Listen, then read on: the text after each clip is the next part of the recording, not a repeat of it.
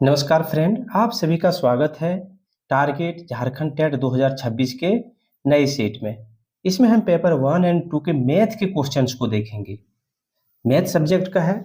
इसको मैंने 2 पार्ट्स में डिवाइड किया है। क्वेश्चंस जिस तरह से पूछे जाते हैं उसके हिसाब से पार्ट 1 में जो है हम संख्यात्मक और तार्किक क्षमता वाले 15 क्वेश्चंस को देखेंगे। इसमें वे सारे प्रश्न आते हैं जैसे स्थानीय मान हो गया, फिर लंबाई चौड़ाई क्षेत्रफल के क्वेश्चंस हो गए, इसके अलावा प्रॉफिट एंड लॉस है, ये सारे क्वेश्चन इसमें आएंगे। शिक्षा शास्त्र जिसे हम पेडागोजी के नाम से जानते हैं, इसके 15 क्वेश्चंस पूछे जा सकते हैं या तो पूछे जाएंगे। इनका मैंने 15 क्वेश्चंस को रखा है। यह भाग 2 में हमारा रहेगा। ठीक है, तो नए लोगों से रिक्वेस्ट है, अगर आप चैनल में नहीं जुड़े हुए हैं तो चैनल को सब्सक्राइब करके हमसे जुड़ जाइए। बाकी सभी लोग से रिक्वेस्ट है, वीडियो को जरूर लाइक करें। आइए शुरुआत करते हैं फर्स्ट क्वेश्चन से। जिस तरह से क्वेश्चन सीटेट में पूछे जाते हैं, जिस तरह से क्वेश्चन अदर टेट में पूछे जाते हैं, उन सारे क्वेश्चंस को ही ध्यान में रखते हुए मैंने इस सेट में क्वेश्चंस को लाया है। ठीक है, तो चलिए फर्स्ट क्वेश्चन की हम शुरुआत करते हैं। संख्या 70,560 में 5 के स्थानीय मान यानी प्लेस वैल्यू और 6 के अंकीय मान जिसे हम फेस वैल्यू का गुणनफल क्या है पूछा जा रहा है। एक नंबर दिया गया है, नंबर ही है 70560। इसमें से 5 का जो प्लेस वैल्यू है उसका और 6 का जो है फेस वैल्यू, इसके गुणनफल कितना होगा यह पूछा गया है। ठीक है, तो प्लेस वैल्यू स्थानीय मान यानी प्लेस वैल्यू और फेस वैल्यू में क्या होता है उसको भी आपको समझना होगा। फेस वैल्यू मीन्स होता है जिस तरह का दिख रहा है 6, तो इसका मान कितना हो जाएगा 6 हो जाएगा। स्थानीय मान का मतलब यह हो गया कि वह किस जगह पर प्रेजेंट है, वह डिजिट वह नंबर किस जगह पर प्रेजेंट है। तो अगर हम इसको इकाई बोले, इसको दहाई बोले, तो यह किस जगह पर है, ये 100 की जगह पर है। तो 100 है ऑलरेडी और नंबर क्या है 5, तो यह कितना हो जाएगा, यह हो जाएगा 500। ठीक है, तो अब पूछा गया है कि जो फेस वैल्यू हमारा है 6 और जो प्लेस वैल्यू हमारा 500 है, इसके गुणनफल क्या होंगे, यही ना पूछा गया है। तो आइए हम गुणनफल निकालते हैं। गुणनफल किसका गुणनफल, फेस वैल्यू जो हमारा 6 है और जो प्लेस वैल्यू है यानी स्थानीय मान 500 है उसका गुणनफल करते हैं। क्या हो जाएगा 3000 हो जाएगा इसका आंसर। कहां पर है, यहाँ देखिए 3000 यानी 20 का सही आंसर हो जाएगा। आइए नेक्स्ट क्वेश्चन की ओर चलते हैं। नेक्स्ट क्वेश्चन है सेकंड नंबर का। एक आयत की लंबाई उसकी चौड़ाई की 2 गुनी है। यदि आयत का परिमाप 60 सेंटीमीटर है तो इसका क्षेत्रफल क्या होगा। सब वर्ग सेंटीमीटर में यानी सभी सेंटीमीटर स्क्वायर है, सभी सेंटीमीटर स्क्वायर में है। ठीक है, आयत कैसा होता है, आयत देखिए इस तरह से होता है, इसको हम रेक्टेंगल के नाम से भी जानते हैं। इसमें देखिए आमने सामने की भुजा बराबर होती है, लेकिन चारों भुजा अभी बराबर नहीं दिख रहा होगा। यह हमारा क्या हो गया, आयत हो गया। आइए अब देखते हैं क्या बोल रहा है। इसमें लंबाई उसकी चौड़ाई की 2 गुनी है। अगर लंबाई जो है चौड़ाई की 2 गुनी है, अगर हम चौड़ाई को x माने तो लंबाई कितना हो जाएगा 2 गुना यानी x इंटू एक्स बराबर कितना 2x हो जाएगा। यही बोला गया है। इसके अलावा एक और चीज है, इसमें परिमाप दिया गया, आयत का परिमाप दिया गया है कितना 60 सेंटीमीटर।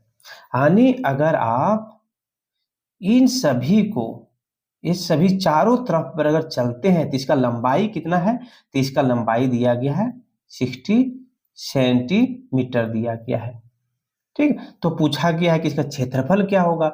अब क्षेत्रफल निकालने के लिए हम लोग को लंबाई और चौड़ाई का जरूरत होता है। उसको अगर हम मल्टीप्लाई कर देते हैं तो क्षेत्रफल हमारा एरिया निकल जाता है। लेकिन लंबाई तो x है और लंबाई 2x है और चौड़ाई x है, तो यहाँ आंसर क्या हो जाएगा हमारा, अगर करेंगे तो 2x स्क्वायर हो जाएगा। लेकिन हमको क्या चाहिए, नंबर में चाहिए। ये तो जो हमने माना है उसको मल्टीप्लाई कर रहे हैं, तो यह नहीं होगा। आइए हम सबसे पहले परिमाप दिया गया है, परिमाप से निकालते हैं लेंथ और ब्रेथ। ठीक है, तो आयत का परिमाप बराबर क्या होता है, परिमाप बराबर होता है 2 इंटू लंबाई प्लस चौड़ाई। परिमाप कितना हमारा दिया गया है, यहाँ देखिए 60 सेंटीमीटर, तो ये हो जाएगा 60 सेंटीमीटर, है ना। और 2 इंटू एल प्लस बी। अब देखिए इस 2 को अगर हम इधर ले आए तो क्या हो जाएगा, 60 सेंटीमीटर बाय 2, और इधर है एल प्लस बी, यानी क्या हो गया 30 सेंटीमीटर, एल प्लस बी हमारा ये हो गया। ठीक है, अब देखिए यहाँ पर हमको निकालना कैसे है वैल्यू। तो वैल्यू निकालने के लिए एक चीज देखिए, यहाँ मेरा 30 सेंटीमीटर आ गया है, और यहाँ एल की जगह पर हमने क्या माना है, लेंथ की जगह पर हमने माना है 2x, और ब्रेथ की जगह पर हम माना है x। क्या हो जाएगा, हो जाएगा 30 equal to 2x, sorry 3x, यहाँ 2x है और यहाँ x यानी 3x हो गया। इसीलिए x इक्वल टू क्या हो जाएगा हमारा 30/3 इक्वल टू 10 सेंटीमीटर। अब यहाँ लेंथ दिया गया है यानी ब्रेथ दिया गया है, ब्रेथ यानी चौड़ाई मेरा कितना आ जाएगा, x की जगह पर 10 सेंटीमीटर, और हमारा लेंथ जो है, लेंथ हमारा कितना आ जाएगा, लेंथ आ जाएगा 20 सेंटीमीटर। ठीक है, तो इसका आंसर क्या हो जाएगा हमारा, आंसर नहीं, अब एरिया पूछा गया है। एरिया क्या होता है, एरिया होता है एल इंटू बी, यानी 10 इंटू 20 बराबर 200 सेंटीमीटर स्क्वायर। क्या हो जाएगा हमारा, बी नंबर इसका सही हो जाएगा। ठीक है, थर्ड नंबर क्वेश्चन हमारा है, निम्नलिखित में से कौन सा कथन सही है पूछा गया है। तो फर्स्ट नंबर है, एक ना तो अभाज्य है और ना ही भाज्य। पूछा गया है कि एक जो है ना तो प्राइम नंबर है और ना ही कंपोजिट नंबर। क्या यह सही है, तो बिल्कुल सही है, ये ना तो प्राइम नंबर है और ना ही कंपोजिट नंबर। ठीक है, बाकी सारे ऑप्शंस गलत हो जाएंगे क्योंकि फर्स्ट ही हमारा सही हो गया है। और यहाँ पे जो है सो और क्वेश्चन पे थोड़ा ऑप्शन और पढ़ लेते हैं। एक अभाज्य संख्या है, बिल्कुल गलत है, एक ना तो अभाज्य है और ना ही भाज्य। सभी सम संख्याएं भाज्य संख्याएं होती है, बिल्कुल गलत है। क्यों गलत है ऐसा, क्योंकि 2 एक सम संख्या है लेकिन यह एक अभाज्य संख्या है। क्या है, अभाज्य संख्या, इसीलिए जो यानी प्राइम नंबर है, इसीलिए गलत हो जाएगा।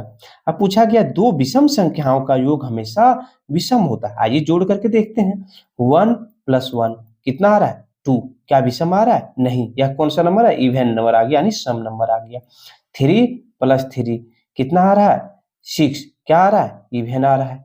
आइए एक ही नंबर को हम ऐड कर रहे हैं, दूसरे नंबर को ऐड करके देखते हैं। 5 + 7 यही है, ऐड करेंगे कितना होगा, 12। क्या आ रहा है, इवन नंबर आ रहा है।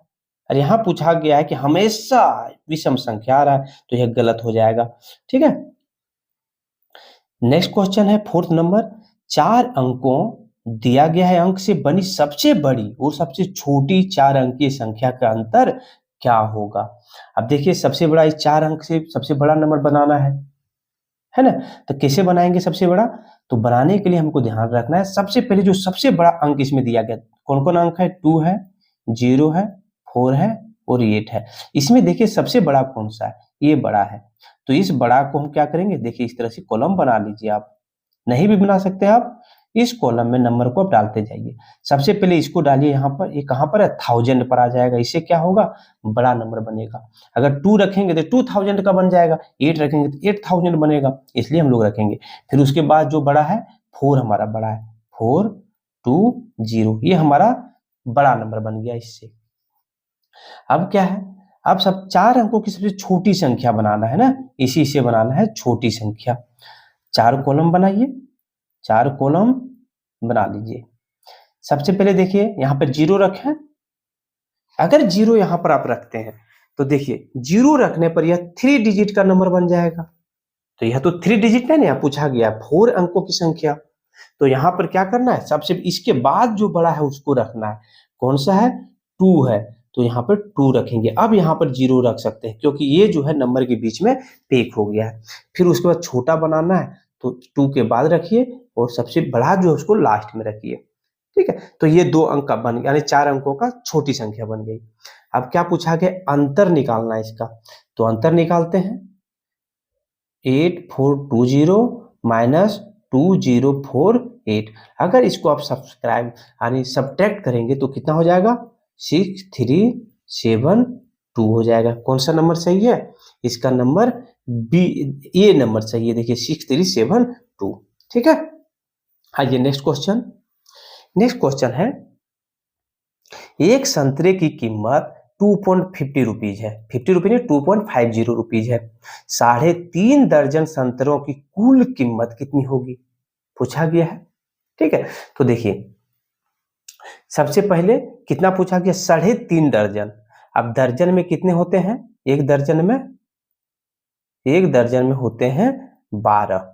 ठीक है, अब 3.5 पूछा गया है तो 12 से आधा 6 करेंगे, कितना हो जाएगा, सॉरी 3.5 दर्जन पूछा गया है तो क्या करेंगे 3 इंटू 12 कर देंगे, और 3.5 है तो 12 का आधा होगा 6, तो उसको क्या करेंगे हम ऐड कर देंगे, क्या हो जाएगा, कितना संतरा हो जाएगा 42।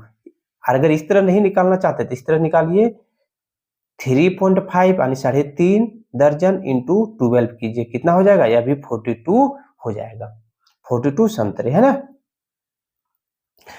अब पूछा गया है कि एक संतरा का कीमत जो है आपका 2.50 रुपीज है। अब हमको 42 संतरे लेने हैं तो टोटल प्राइस कितना बनेगा, तो ये टोटल निकाल लेते हैं। टोटल प्राइस हो जाएगा 42 इंटू 2.50। अब मल्टीप्लाई करेंगे तो हो जाएगा 155 रुपीज, यानी बी नंबर इसका सही हो जाएगा। ठीक है, आइए नेक्स्ट पर चलते हैं। 6 नंबर का क्वेश्चन, संख्या 105 के सभी गुणनखंडों का योगफल क्या होगा। सभी गुणनखंडों का पूछा गया है 105 का, तो गुणनखंड हम किसको बोलते हैं, फैक्टर्स किसको बोलते हैं, फैक्टर हम बोलते हैं कि 105 जो है वो किनके किनके टेबल में आ रहा है, वो फैक्टर हो गया इनका 105 का।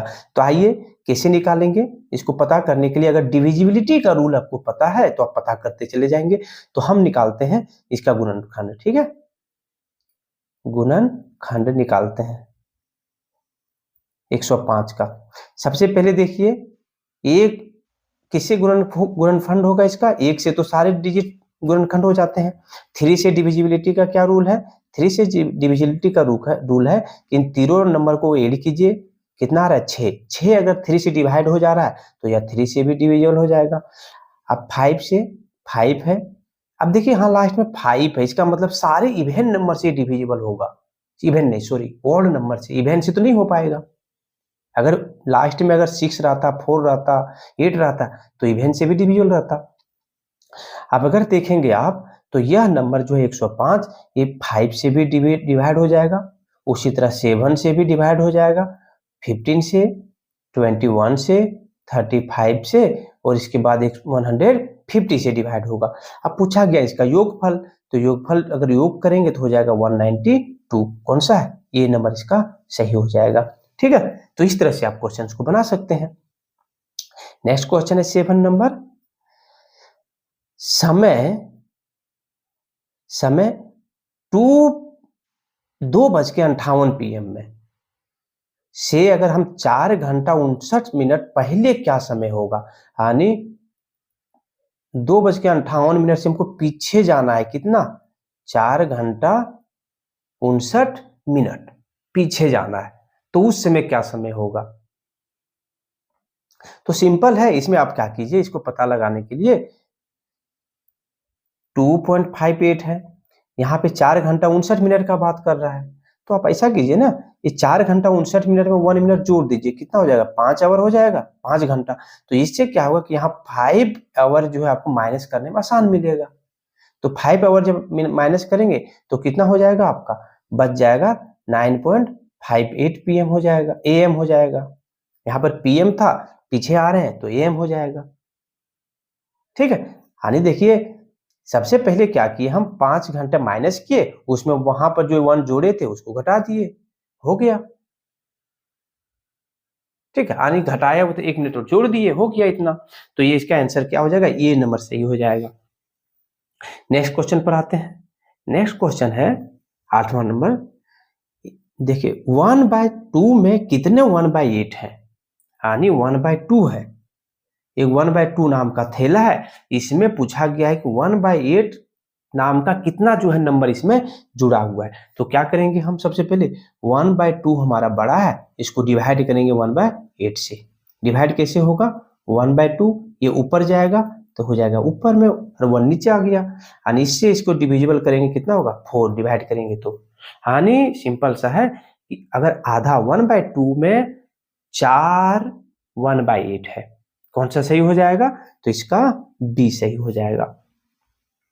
नेक्स्ट क्वेश्चन है, एक वर्ग की सीमा 15 सेंटीमीटर है, यदि उनके चारों कोनों से 1 सेंटीमीटर भुजा वाला एक छोटा वर्ग काट दिया जाए तो नई आकृति की सीमा यानी पेरीमीटर क्या होगी, परिमाप में क्या बदलाव होगा, ये सब चीज पूछा गया है। तब पूछा गया, सबसे पहले देखिए एक वर्ग लीजिए, एक वर्ग में क्या है, चारों जो है लाइन यानी लंबाई चौड़ाई सारा बराबर होता है, इसमें बराबर हो गया।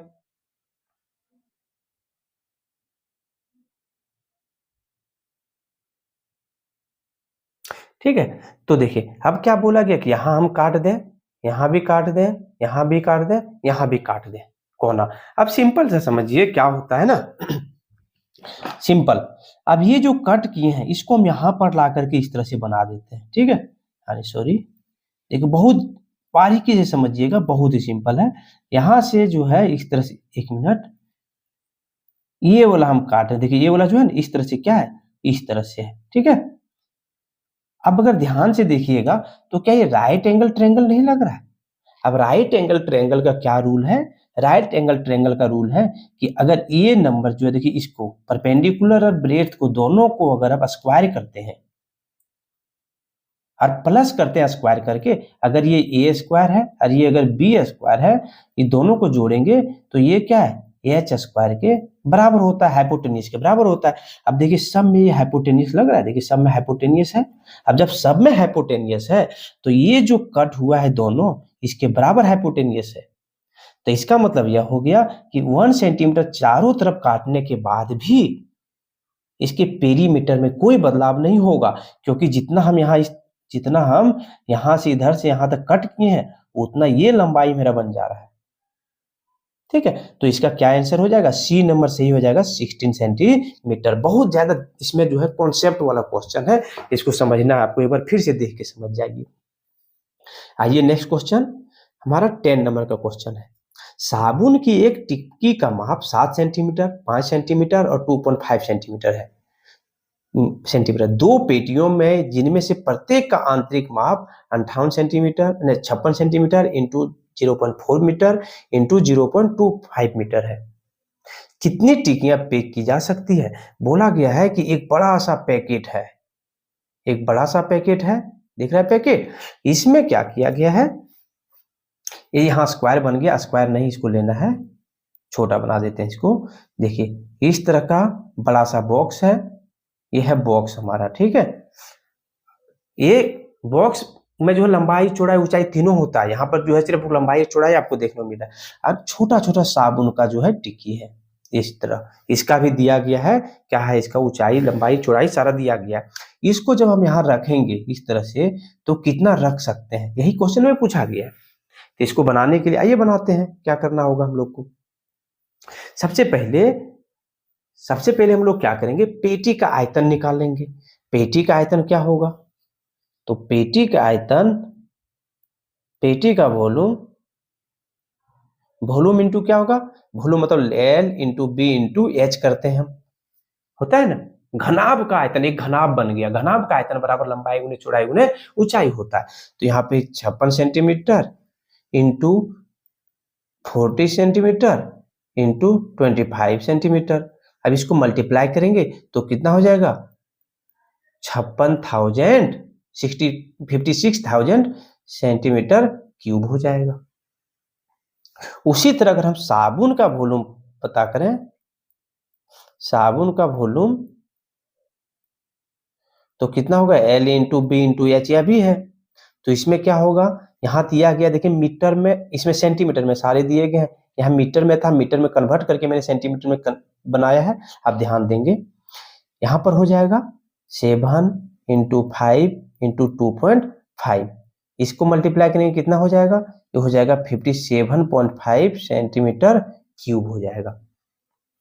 अब सिंपल है, इसका ये जो है हमारा साबुन का आयतन है और ये हमारा क्या है, डब्बा का आयतन है। अगर इसको डब्बा के आयतन को इसे डिवाइड कर दे तो हमको पता चल जाएगा कितना साबुन इसमें भरा जा सकता है।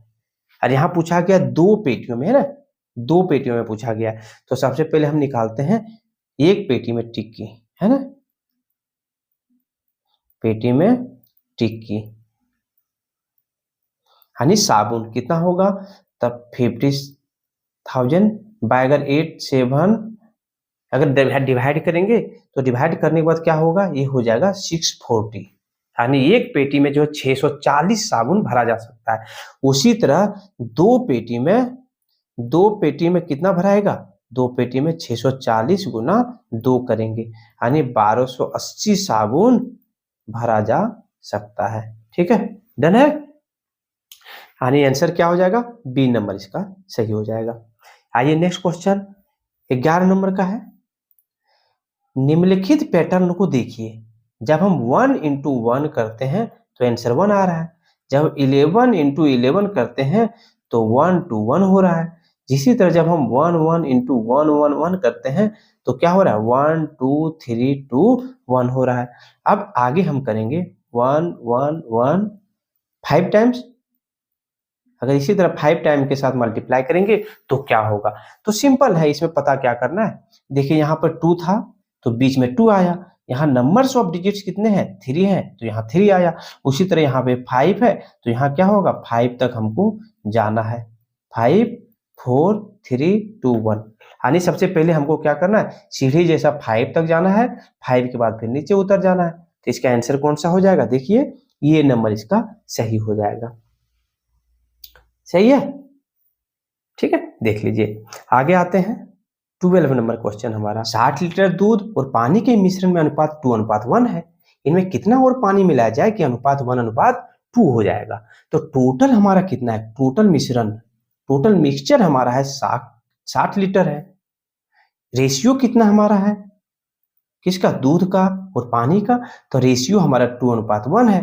अगर ये दोनों को ऐड करें तो कितना होगा, 3 यूनिट हमारा हो जाएगा। तो ये 3 यूनिट जो है वो किसके बराबर है, वो 60 लीटर के बराबर है ना। तो इसी लिए 2 यूनिट्स का क्या होगा वैल्यू, तो 2 यूनिट्स का वैल्यू निकालने के लिए 60 को 3 से डिवाइड करेंगे और 2 से मल्टीप्लाई तो हो जाएगा 40 लीटर। तो 40 लीटर हमारा क्या है, ये मिल्क है ना, मिल्क है 40 लीटर। और वाटर हमारा 20 लीटर है। ये हमारा मिश्रण में, मिक्सचर में। अब बोला ये गया है कि हमको बदलना है इसको। अब नेक्स्ट स्टेप में क्या करना पड़ेगा, पानी मिलाना है, ठीक है। तो पानी ही सिर्फ मिलाना है। तो 40 लीटर जो हमारा दूध है वो तो दूध फिक्स रहेगा हमारा। तो यहाँ पर मान लेते हैं कि 1 यूनिट जो है हमारा वो क्या है, वो मिल्क है, जो 40 लीटर है ना, मिल्क है। और पानी मिलाना है ताकि 1/2 हो जाए, तो पानी 40 से 2 गुना मिलाना पड़ेगा, ज्यादा मिलाना पड़ेगा ना। तो क्या करना है हमको, इसको 2 गुना करना पड़ेगा, 2 यूनिट वाटर लाना है। तो 2 यूनिट वाटर लाने के लिए हमको क्या करना है, 80 लीटर ले जाना है। अभी हमारे पास कितना है, 20 लीटर। तो कितना मिलाना पड़ेगा, 60 लीटर हमको वाटर मिलाना पड़ेगा। तो इसका आंसर क्या हो जाएगा, सी नंबर। 60 लीटर अगर हम वाटर मिला देते हैं तो पानी यानी मिल्क और वाटर का रेशियो हमारा क्या हो जाएगा, 1/2 हो जाएगा। खुद देखिए, ये हमारा है 40 लीटर और ये हमारा कितना हो जाएगा, नहीं यहाँ ये नहीं दिखेगा, ये हमारा जो हो जाएगा कितना, 80 लीटर है ना, 80 लीटर हो जाएगा। चलिए नेक्स्ट क्वेश्चन की ओर चलते हैं। 13 नंबर क्वेश्चन हमारा है। तो 13 नंबर क्वेश्चन में बोला गया है, एक मानचित्र पर 1/2 सेंटीमीटर जमीन पर 20 किलोमीटर को दर्शाता है, यदि 200 सेंटीमीटर को दिखाता है। यदि 2 शहर जमीन पर 1800 किमी दूर है तो मानचित्र पर उनके बीच की दूरी क्या होगी। ठीक है, मतलब सिंपल समझिए कि 200 किलोमीटर जो है वो दर्शा रहा है 0.5 सेंटीमीटर, यही ना, यानी कितना, 1/2 सेंटीमीटर, यही दर्शा रहा है। अब हमको दिखाना कितना है, 1800 किलोमीटर बताना है। तो क्या हो जाएगा, 0.5 बाय 200। क्यों? क्योंकि 0.5 200 किलोमीटर के बराबर है, इंटू हमको कितना करना है 18,000। तो कितना हो जाएगा हमारा 0.5 इंटू 9 यानी 4.5 सेंटीमीटर जो हमारा आंसर हो जाएगा। 4.5 सेंटीमीटर हमारा बी है, तो ये आंसर हमारा हो जाएगा। नेक्स्ट आते हैं 14 नंबर। तो 14 नंबर क्वेश्चन है, किसी संख्या को 136 से भाग देने पर 36 शेष बचता है, यदि उसी संख्या को 17 से भाग दिया जाए तो शेष क्या बचेगा। तो ऐसे प्रश्न में हमको क्या करना है ना, ये वाला पार्ट्स को भूल जाना है, ठीक है। ये वाला हम लोग के एग्जाम में नहीं पूछा जाएगा। तो हमको क्या करना है, जो शेष बचा हुआ जैसे 36 शेष बचा है उसको जिससे भाग देने की बात हो रही है 17, उससे इसको डिवाइड कर देना है, और डिवाइड करने के बाद जो शेष बचेगा वही हमारा आंसर होगा। 17 को 2 से मल्टीप्लाई करेंगे 34 हो जाएगा, 2 शेष बच रहा है तो इसका आंसर ये सही हो जाएगा हमारा, 2 बच रहा है तो, ठीक है। आइए 15 नंबर क्वेश्चन देखते हैं। निम्नलिखित में से कौन सा लंबाई मापने की मानक इकाई नहीं है। लंबाई मापने का बोला गया है, मानक इकाई नहीं है, ठीक है। तो कौन सा मानक इकाई नहीं होगा लंबाई मापने का, कौन सा सही नहीं है, सोचिए जरा। तो मीटर तो है मानक इकाई, सेंटीमीटर भी है, किलोमीटर भी है, लेकिन हाथ एक मानक इकाई नहीं है। क्यों? क्योंकि किसी का हाथ लंबा हो सकता है, किसी का हाथ छोटा हो सकता है। आपने एक घर का दीवार जो है माप करके बोल दिया 3 हाथ है, अब कोई और छोटा हाथ वाला माप रहा है, लंबा हाथ वाला माप रहा है, तो क्या होगा, दिक्कत हो जाएगा इसका लंबाई में। तो ये मानक इकाई हमारा हाथ नहीं होगा। अब आते हैं 16 नंबर क्वेश्चन। इसमें क्या है, इसमें हम भाग 2 में पेडागोजी के क्वेश्चन देखेंगे। अब आगे का क्वेश्चन इस पे करते हैं। फर्स्ट नंबर देखिए 16 का, गणित में त्रुटियां एरर्स का एक महत्वपूर्ण स्थान है, क्योंकि क्यों ऐसा, क्योंकि गणित जो है, सी नंबर इसका सही हो जाएगा। क्यों? तो देखिए गणित एक सटीक विषय है, इसमें त्रुटियां नहीं होनी चाहिए। क्यों ऐसा? क्योंकि सोचिए, 1 मिनट बाद सिंपल सोचिए, अगर 1 + 1 को प्लस कर रहे हैं तो कितना होता है 2 होता है, 3 + 2 करते हैं तो कितना होता है 5 होता है। इसी तरह आपने अगर 6 को डिवाइड किया है 3 से तो हमेशा भागफल कितना आएगा 2 आएगा। इसी तरह एक और हम मल्टीप्लाई में करते हैं, 3 × 5 करते हैं 15 आएगा। अब आप देखिए, यह कोई भी इस तरह का मल्टीप्लाई करेगा हमेशा 15 ही आएगा। अगर इस तरह का ऐड कर रहा है हमेशा 2 ही आएगा, इस तरह इसमें ऐड करेगा हमेशा 2 ही आएगा, उसी तरह इसमें भागफल हमेशा 2 ही आएगा। मतलब ये कि गणित एक सटीक विषय है, इसमें इसीलिए त्रुटि नहीं होना चाहिए, क्योंकि इसमें डायरेक्ट आंसर जो है आपका सही ही आता है, कोई लाट लपेट नहीं होता है इसमें। तो इसीलिए इसमें अब साइंस के क्वेश्चन है तो सामाजिक विज्ञान के क्वेश्चन जो है उसमें आप अपने विचार से भी आंसर दे सकते हैं, लेकिन इसमें आपको यही आंसर देना पड़ेगा। अगर आपको जोड़ने के लिए बोला गया है 1 + 1 कितना होगा, तो हमेशा ही 2 आएगा, चाहे किसी जगह पर आप ऐड कीजिए, ठीक है। तो इसका आंसर क्या हो जाएगा, सी हो जाएगा।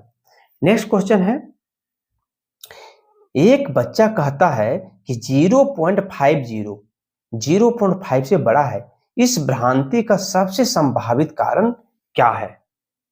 यहां पर बच्चे ने क्या देखा कि यहां पे 50 है और यहां सिर्फ 5 है, तो उसने बोल दिया कि ये नंबर बड़ा है। तो इसमें क्या गलती वह कर रहा है उसको बताना है। तो देखिए, बच्चा को गिनती नहीं आती है, गलत है। अगर गिनती नहीं आती तो वो कैसे पता कर पा रहा है कि 5 और 50 में 50 बड़ा है ना। तो गिनती तो आ रहा है उसको। पूर्ण संख्याओं के तथ्यों का दशमलव संख्याओं में अति समन्वयकरण कर रहा है बच्चा। मतलब सिंपल यहाँ बी नंबर सही होगा। बच्चा क्या कर रहा है ना, वह पूर्ण संख्या जो है, जो दशमलव के नंबर नहीं होते हैं, पूर्ण संख्या को दशमलव संख्या से सही तरह से वो आकलन नहीं कर पा रहा है। वह दोनों संख्याओं को, पूर्ण संख्याओं को और डेसिमल के नंबर्स को एक समझ करके आंसर दे रहा है।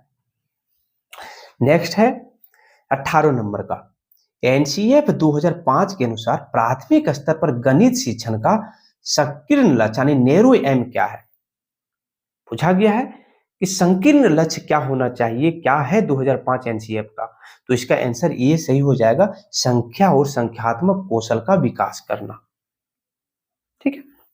संकीर्ण विषय पूछा है, सबसे छोटा सा जो है नैरो माइंडेड क्या होगा, तो संख्या और संख्यात्मक कौशल का विकास करना इसका आंसर हो जाएगा। बाकी चीजें जो अगर बहुत ज्यादा विशाल संक्षिप्त में पूछा जाए तो बहुत सारे आंसर हो सकते हैं इसका। ठीक है, नेक्स्ट क्वेश्चन है 19 नंबर। देखिए, ज्यामितीय सोच के वैन हीले मॉडल के अनुसार दृष्टिकरण का स्तर पर बच्चा, जो वैन हीले मॉडल जो दिया गया है उसमें दृष्टिकरण पर बच्चा का क्या सोच रहता है उसके बारे में पूछा गया है। तो इसका आंसर हो जाएगा ये। क्यों? क्योंकि आकृतियों को उसके बनावट के आधार पर पहचानता है बच्चा। ठीक है, जैसे देखिए, समोसा देख करके आपने, बच्चा जो है स्कूल में त्रिभुज पढ़ा है, उसने समोसा को भी इसी तरह देखा, उसने समोसा को क्या बोल दिया? त्रिभुज है। या तो त्रिभुज को उसने क्या बोल दिया? समोसा है। घर में उसने रोटी देखा और स्कूल में उसने वृत्त पढ़ा तो उसने क्या बोल दिया? रोटी को भी बोल दिया वृत्त। ठीक है, तो वैन हीले का जो मॉडल है उसके बारे में आपको जानकारी रखना चाहिए, आप उसको पढ़ सकते हैं। नेक्स्ट है 20, गणित की कक्षा में अबेकस का प्रयोग सबसे अधिक किसमें सहायक है? किसमें सबसे ज्यादा सहायक है अबेकस का प्रयोग? तो हम लोग जानते हैं प्लेस वैल्यू के लिए सहायक है, स्थानीय मान और गणना की शुद्धता में यह सहायक होता है। नेक्स्ट क्वेश्चन है, एक शिक्षक जियो बोर्ड का उपयोग निम्नलिखित में से किसके शिक्षण के लिए करता है? तो एक शिक्षक जियो बोर्ड का उपयोग हमेशा द्विविमीय यानी 2D आकृतियों की विशेषताएं बताने के लिए करता है। जैसे रबर बैंड का उपयोग करके क्या करता है शिक्षक? एक वर्ग के बारे में बताता है, उसके अलावा एक आयत के बारे में भी बताता है, और कोना का भुजाओं को, कोना से यानी भुजाओं को समझाने का प्रयास करता है द्विविमीय जो है जियो बोर्ड की सहायता से। ठीक है, तो इसका आंसर क्या हो जाएगा? इसका ये नंबर सही हो जाएगा। आइए दूसरा क्वेश्चन और देखते हैं ताकि वीडियो ज्यादा बड़ा ना हो। 20 नंबर क्वेश्चन है, गणित की प्रकृति के बारे में कौन सा कथन सत्य नहीं है? पूछा गया है गणित की प्रकृति के अनुसार। तो हमेशा याद रखना, कभी भी कोई भी सब्जेक्ट रटने पर ध्यान नहीं देने के लिए बोलता है, केवल रटने पर आधारित जो है हमेशा गलत होगा इसका। अगला है 23 का, एनसीएफ 2005 के अनुसार गणित की लंबी आकृति यानी टेल शेप ऑफ मैथमेटिक्स संकेत करती है। किसका संकेत करती है? तो एक अवधारणाओं पर दूसरी अवधारणाओं का निर्माण करने का। जैसे गणित के विषय में आपस से जुड़े होते हैं। क्यों ऐसा? जब आप लोग जोड़ करना सीखते हैं तो आप गुणा नहीं समझ सकते, है ना ऐसा? तो ये गणित की लंबी आकृति का मतलब जो है एनसीएफ से बात करना है, हम अपनी तरफ से कुछ नहीं बात करेंगे। तो इसका आंसर सी हो जाएगा, एक अवधारणा पर दूसरी अवधारणा का निर्माण करना। ठीक है, चलिए आगे है। नेक्स्ट है, प्राथमिक स्तर पर गणित की पाठ्य पुस्तकों में विविध कहानियां और कविताएं शामिल करने का उद्देश्य क्या है? गणित की पाठ्य पुस्तक में आप देखेंगे छोटा बच्चा में जो है, जो मैथ है उसमें कहानी डाल दिया जाता है। ऐसा इसलिए डाला जाता है ताकि बच्चा जो है गणित को बच्चों के दैनिक जीवन से जोड़ना, रुचिकर बनाना हो जाएगा। यही होगा, तो ये नंबर इसका सही हो जाएगा। बच्चों को कविताएं याद कराना, कविता याद करा करके बच्चा क्या, वो तो हिंदी के सब्जेक्ट में भी याद कर सकता है, उसमें भी तो रहता है कविता, तो गणित में डालने की क्या जरूरत है? सिलेबस को बढ़ाने का उद्देश्य नहीं रखता है। गणित को एक कठिन विषय के रूप में प्रस्तुत करना, यह भी गलत होगा, क्योंकि प्राथमिक स्तर में ही अगर बच्चा गणित से डरने लगेगा तो आगे बच्चा नहीं सीख पाएगा, तो यह भी गलत हो जाएगा। 25, गणित में उपचारात्मक शिक्षण किसके बाद किया जाता है? उपचारात्मक शिक्षा किसके बाद किया जाता है? तो डायग्नोस्टिक टेस्ट के बाद किया जाता है, यानी निदात्मक परीक्षण के बाद जो है वो उपचारात्मक शिक्षण किया जाता है। यानी सबसे पहले डायग्नोस्टिक टेस्ट लिया जाता है, बच्चा देखा जाता है कितना सीखा हुआ है, किसमें गलती कर रहा है, पहले टेस्ट लेकर कमी का पता लगाया जाता है, उसके बाद जो है उपचार किया जाता है। यानी सबसे पहले निदान किया जाता है, डायग्नोस्टिक किया जाता है, उसके बाद ही उपचार किया जाता है। बीमारी में सबसे पहले हम क्या करते हैं? ब्लड टेस्ट लेकर के बीमारी पता करते हैं, फिर उपचार करते हैं। 26 पर आते हैं, गणित के भय को कम करने के लिए निम्नलिखित में से कौन सा उपाय सबसे प्रभावी है? तो सबसे प्रभावी उपाय क्या होगा? सहयोगी अधिगम और गतिविधियों का प्रयोग करना। सहयोगी अधिगम मतलब समूह बनाकर काम देना, खेल खेल में कुछ सिखाना बच्चों को, ताकि बच्चों में क्या होगा? तनाव कम हो सके। ठीक है, गतिविधि से बच्चा सीखेगा, तो यह भी गणित के भय से बच्चा जो है भागेगा नहीं दूर। नेक्स्ट है संख्या और संख्यांक के बारे में कौन सा कथन सही है? कौन सा सही हो जाएगा? तो ये नंबर इसका सही हो जाएगा कि संख्यांक एक प्रतीक है जिस संख्या को प्रदर्शित करने के लिए उपयोग किया जाता है। ठीक है, जैसे समझिए आप क्या होगा, संख्या और संख्यांक के बारे में बोला जा रहा है ना। संख्या क्या होगा? अगर संख्या का बात करें अगर हम यहाँ पे लिखते हैं 5, तो 5 क्या लिखे? इस तरह लिखेंगे, है ना। तो ये एक 5 एक विचार है, संख्या हो गया।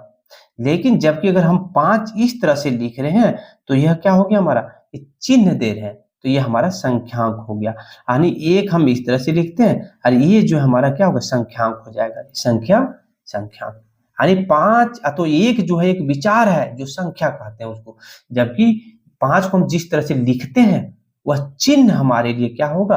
संख्यांक हो जाएगा। अगला है गणित में अनुरूपता आधारित समस्याओं का उपयोग छात्रों में विकसित करता है। तो क्या विकसित करता है?